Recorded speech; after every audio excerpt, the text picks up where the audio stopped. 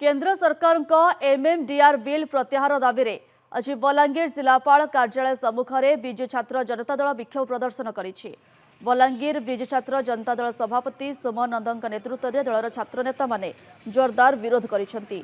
मुहरे कलापटी बांधी एही कला बिल प्रत्याहार सह ओडिशार खनिज संपद और राज्यर स्वार्थ सुरक्षा पाई दाबी करिसेंति।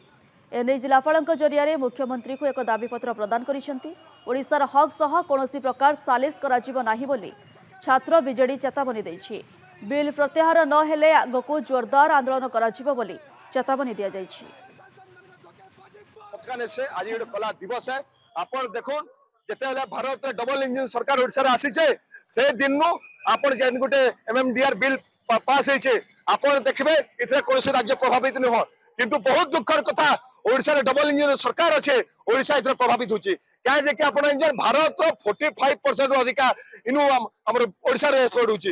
यदि ओडिसा रे खनि खदान ओडिसा लोग धुइल खाबे, ओडिसा लोग से खनि खदान प्रभावित हेबे, तांकर जमीन जंगल से हराबे, किंतु तार बेनिफिट दिल्ली पे आवा।